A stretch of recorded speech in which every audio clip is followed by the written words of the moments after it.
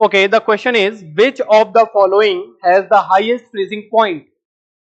again आप check कीजिए, चारों ऑप्शन में कंसंट्रेशन के वैल्यू सेम है, यानी कि अब जो हमें फ्रीजिंग पॉइंट का कंपैरिजन करना है वो करना है on the basis of went of factor, यानी कि इस क्वेश्चन में हम जो कंसेप्ट यूज करने वाले हैं दैट इज वेंट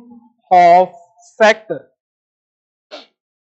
हमें पता है कि जितने भी कॉलिगेटिव प्रॉपर्टीज होती हैं वो वेंट ऑफ फैक्टर के डायरेक्टली प्रोपोर्शनल होती हैं अगर कंसंट्रेशन सेम हो, बट जैसे जैसे वेंट ऑफ फैक्टर की वैल्यू बढ़ती जाती है फ्रीजिंग पॉइंट की वैल्यू कम होती जाती है, क्योंकि जैसे जैसे कॉलिगेटिव प्रॉपर्टी बढ़ेगी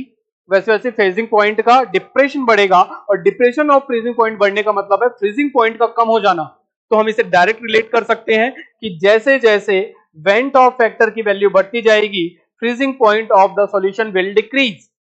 अब इन चारों ऑप्शन में अगर हम वेंट ऑफ फैक्टर की बात करें तो NaCl सॉल्यूशन का वेंट ऑफ फैक्टर हमें मिलेगा 2,